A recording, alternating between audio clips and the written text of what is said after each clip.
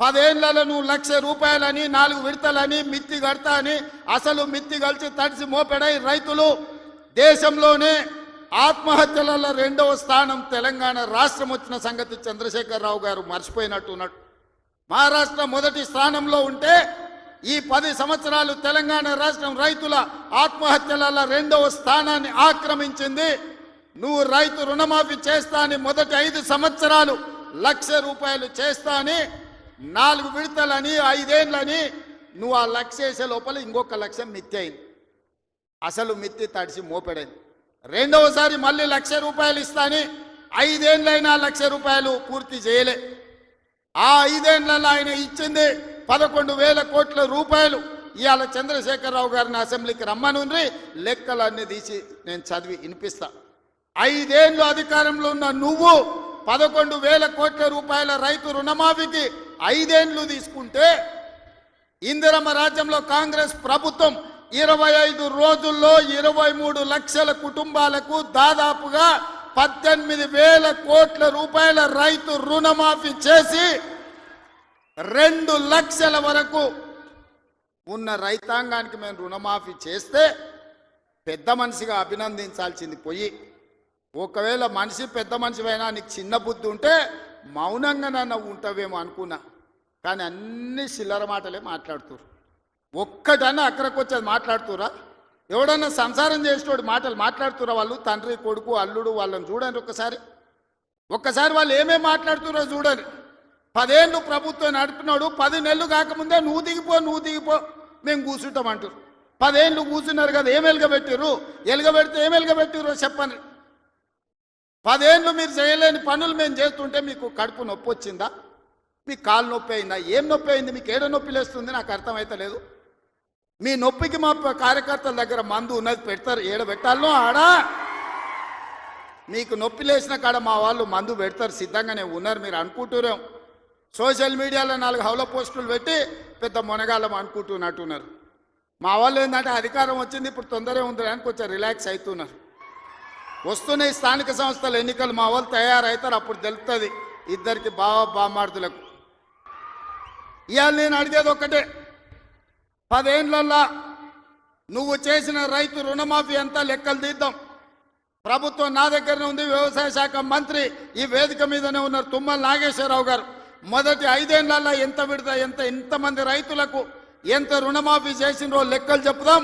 2వ విడత 5 ఏళ్లలో మళ్ళీ అధికారంలోకి వచ్చినాక ఎంతమంది రైతులకు ఎన్ని కోట్ల రూపాయలు ఇచ్చినో లెక్క తీద్దాం.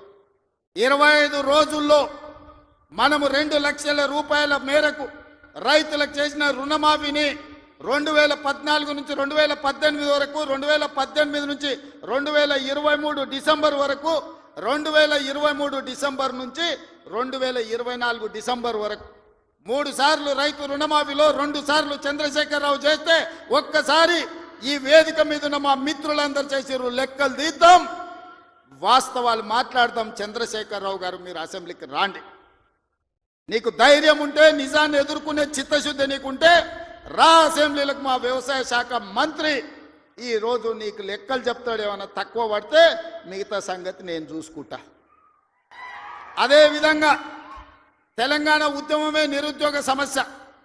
ఈ నిరుద్యోగ సమస్యనే తెలంగాణ రాష్ట్రాన్ని సాధించి వందలాది మంది బిడ్డలు ఆత్మ బలిదానాలు చేసుకొని సాధించుకున్న తెలంగాణలో 10 నెలల్లో నేను 50,000 ఉద్యోగాలు ఇచ్చిన ప్రభుత్వ ఉద్యోగాలను 10 ఏళ్లలో నువ్వు ఎన్ని ఇచ్చినవో లెక్క కట్టు, తలకాయ లెక్క పెడదాం. 50,000కు ఒక్క తలకాయ తక్కువనే ఎల్పీ స్టేడియంలో అందరిని పిలుస్తా. 50కి తక్కువ ఉంటే అక్కడ నేను క్షమాపణ చెప్తా. స్వతంత్రం వచ్చినప్పటి నుంచి భారతదేశంలో ఏ రాష్ట్రం కూడా మొదటి సంవత్సరంలో 10 నెలల్లో 50,000 ఉద్యోగాలు ఇవ్వలేదు. నేను సూటిగా సవాలు విసురుతున్న చంద్రశేఖరరావు గారికి, రా నీ 10 ఏళ్ల పాలనలో ప్రతి సంవత్సరానికి నువ్వు ఎన్ని ఉద్యోగాలు ఇచ్చినావు? 10 నెలలల్లా నేను 50,000 ఉద్యోగాలు ఇచ్చిన లెక్క కట్టి తలకాయలు మొత్తం ఎల్పీ స్టేడియంలో పిలిపించి అందరిని పెడతా. నువ్వు వాళ్ళ తల లెక్క పెట్టుకో. ఒక్క తల తగ్గిన క్షమాపణ చెప్పడానికి నేను సిద్ధంగా ఉన్నా. అన్ని చిల్లర మాటలే. మా తాత ఉన్నప్పుడే నోటిఫికేషన్ ఇచ్చిండు, మా ముత్తాత ఉన్నప్పుడే మేము ఇవన్నీ చేసినాం అంటాడు. వెనకటికి ఎవడోనంటే వాడిని తాతలు నేతులు తాగుతానంట, ఇప్పుడు వీడు మూతులు నాకిండంట. గట్లున్నది వీళ్ళ మాటలు. చెప్పుకోవడానికి బాగానే ఉంటుంది.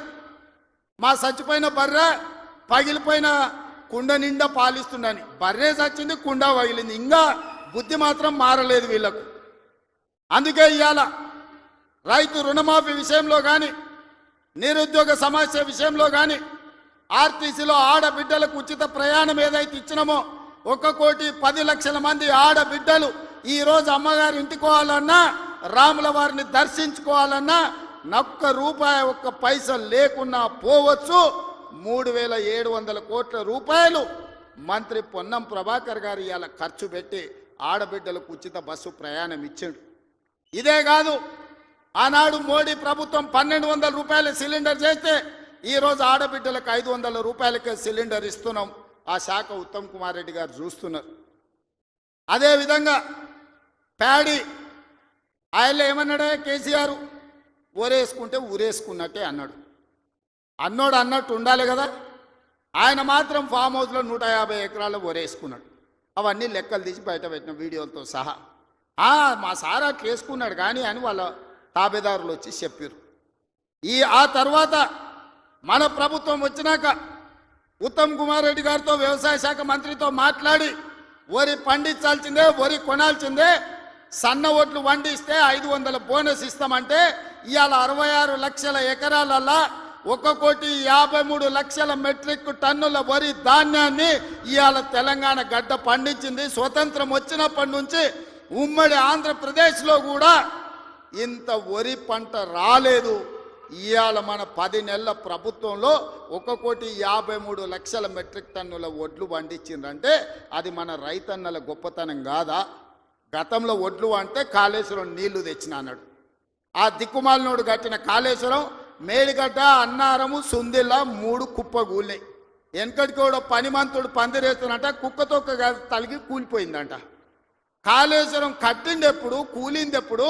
1,00,000 కోట్లు నిండా మింగిండు, ఫామ్ హౌస్లో బోర్లో వండిండు. కాళేశ్వరం నుంచి సుక్క నీళ్లు లిఫ్ట్ చేయకుండా ఆనాడు కాంగ్రెస్ పార్టీ కట్టిన శ్రీరామ్ సాగర్ కావచ్చు, లేకపోతే శ్రీపద ఎల్లంపల్లి కావచ్చు, కల్వకుర్తి, భీమా, నెట్టంపాడు, కోయిల్ సాగర్, శ్రీశైలం, నాగార్జున సాగర్, హంద్రి, నీవా అక్కడ కడితే ఇక్కడ ఈ ప్రాంతంలో తెలంగాణ ప్రాజెక్టులు కడితే ఈరోజు ఖమ్మంలో కట్టిన ప్రాజెక్టులు, వరంగల్లో కట్టిన ప్రాజెక్టులు, నిజామాబాద్, కరీంనగర్లో కట్టిన కాంగ్రెస్ కట్టిన ప్రాజెక్టులతో ఈరోజు 1,53,00,000 మెట్రిక్ టన్నుల వడ్లు ఈరోజు తెలంగాణలో వండినాయి. 1,00,000 కోట్లు కాళేశ్వరంలో కాంట్రాక్టర్లకు కాలబెట్టిండు. పాలమూరు రంగారెడ్డికి 20,000 కోట్లు కాలబెట్టిండు. ఇంతవరకు సుక్క నీరు రాలేదు. కాళేశ్వరంలో 52,000 ఎకరాలకు ఇచ్చాడు. 1,00,000 కోట్లు కాంట్రాక్టులకు బిల్లు ఇస్తే 52,000 ఎకరాలకు నీళ్ళు వచ్చినాయి. ఈసారి అవి కూలిపోయి అది కూడా రాలే.